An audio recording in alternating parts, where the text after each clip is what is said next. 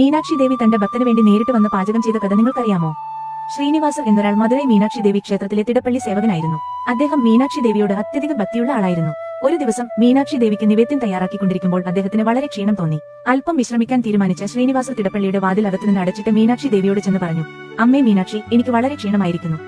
ഞാൻ കുറച്ച് ഉറങ്ങാൻ പോകുന്നു. കുറച്ചുനേരം കഴിഞ്ഞ് എന്നെ വിളിച്ചുണർത്തണേ. അപ്പോൾ മാത്രമേ എനിക്ക് നിവേദ്യം സമയത്ത് തയ്യാറാക്കാൻ കഴിയൂ. ഇങ്ങനെ മീനാക്ഷി ദേവിയോട് നിർദ്ദേശിച്ചിട്ട് ശ്രീനിവാസർ ഉറങ്ങാൻ പോയി. കുറച്ചു സമയത്തിന് ശേഷം അടുക്കളയുടെ വാതിലിൽ മുട്ടുന്ന ശബ്ദം കേട്ട് ശ്രീനിവാസർ പെട്ടെന്നുണർന്നു. അമ്മേ മീനാക്ഷി, നീ എന്നെ ഇങ്ങനെ കൈവിട്ടോ? എന്നെ വിളിച്ചുണർത്താതെ പോയല്ലോ എന്ന് ദുഃഖത്തോടെ വാതിൽ തുറക്കാൻ ചെന്നു. പുറത്ത് രാജാവിന്റെ സേവകൻ നിൽക്കുന്നത് കണ്ടു. അവർ ശ്രീനിവാസരോട് അമ്മയ്ക്ക് നിവേദിക്കാനുള്ള പ്രസാദം തയ്യാറായോ എന്ന് ചോദിച്ചു. ശ്രീനിവാസർ മറുപടി പറയാൻ കഴിയാതെ അങ്ങനെ അവിടെ നിന്നു. പിന്നീട് സേവകർ അകത്തേക്ക് ചെന്ന് നോക്കി. അപ്പോൾ അവിടെ വിവിധതരം ഭക്ഷണങ്ങൾ അമ്മയ്ക്ക് നിവേദിക്കാൻ തയ്യാറാക്കി വെച്ചിരുന്നു. ഇത് കണ്ട ശ്രീനിവാസർ അത്ഭുതനായെങ്കിലും എന്നാൽ അദ്ദേഹത്തിനൊന്നും മനസ്സിലായില്ല. രാജാവിന്റെ സേവകർ എല്ലാ ഭക്ഷണങ്ങളും ക്ഷേത്രത്തിലേക്ക് കൊണ്ടുപോയി. ക്ഷേത്രത്തിലെ പൂജാരി അമ്മയ്ക്ക് നൈവേദ്യം സമർപ്പിച്ച ശേഷം ദീപാരാധന കാണിക്കാൻ അകത്തേക്ക് ചെന്നു. അപ്പോൾ അവിടെ മീനാക്ഷി ദേവിയുടെ മൂക്കുത്തി കാണാതായിരുന്നു. ഇത് കണ്ട പൂജാരി, അമ്മേ മീനാക്ഷി, എന്ത് പരീക്ഷണമാണ് ഇത് എന്ന് പറഞ്ഞ് നിലവിളിച്ചു. ശ്രീനിവാസർക്ക് ഇത് കണ്ടപ്പോൾ ഭയം തോന്നി. അപ്പോൾ അവിടെ ഒരു അശരീരി കേട്ടു, ആരും ഭയപ്പെടേണ്ട.